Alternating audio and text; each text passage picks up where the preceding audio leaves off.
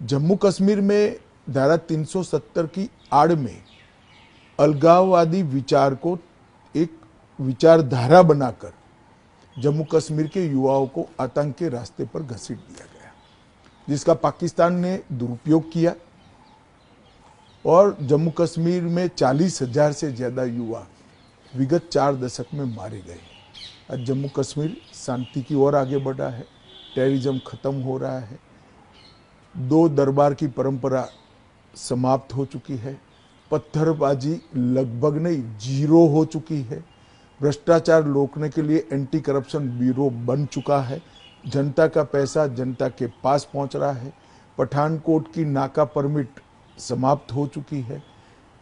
33 साल के बाद आज जम्मू कश्मीर के अवाम रात्रि के शो में भी सिनेमा में पिक्चर का लुत्फ उठा रहे हैं। 30 साल के बाद मुहर्रम का जुलूस निकला है और G20 का आयोजन दुनिया भर के लोग कश्मीर में होते हुए बदलाव को देखकर गए हैं।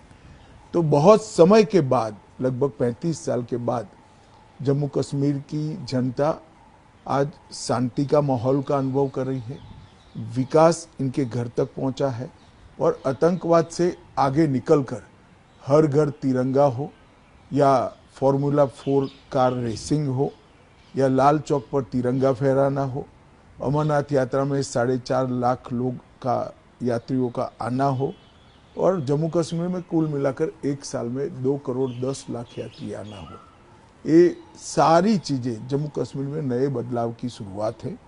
युवाओं को रोजगारी मिल रही है और मैं आगे बताऊंगा हर व्यक्ति को इसका फायदा मिला है। आपने कहा कि ग्लोबल समिट का भी जिक्र किया, G20 का भी समिट का हमें बात सामने आई और आपने कहा कि G20 जैसा कामयाब समिट वहां पर हुआ है। अब जब G20 का समिट हुआ है तो क्या इससे युवाओं के रोजगार के कोई दरवाजे खुल रहे हैं? देखिए, ढेर सारे दरवाजे खुले हैं।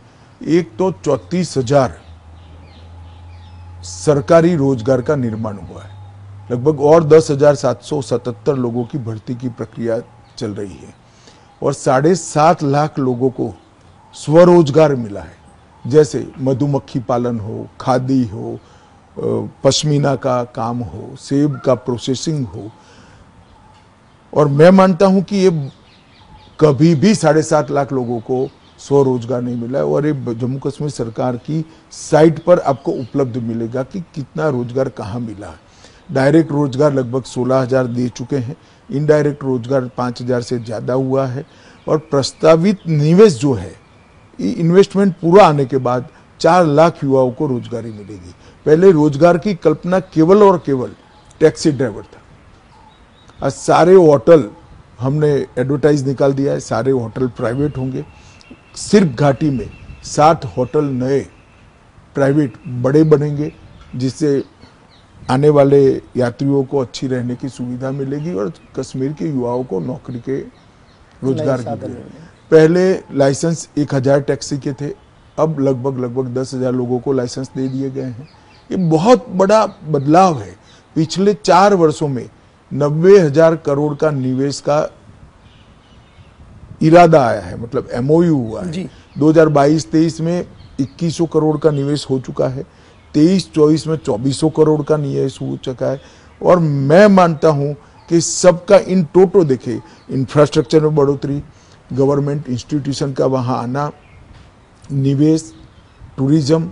14-15 में जम्मू कश्मीर का GDP 1 लाख करोड़ था, सिर्फ 1 लाख करोड़, और 2023 में 1 लाख करोड़ से बढ़कर 2,23,000 करोड़ हुआ है। 2.25 गुनी बढ़ोतरी GDP की हुई है। जब GDP बढ़ता है तो उसी का आउटकम रोजगार होता है। दुनिया का कोई भी अर्थशास्त्री इसका इंटरप्रिटेशन कर पाएगा कि GDP बढ़ता है तो इन्वेस्टमेंट से, GDP से ही रोजगार भी बढ़ता है।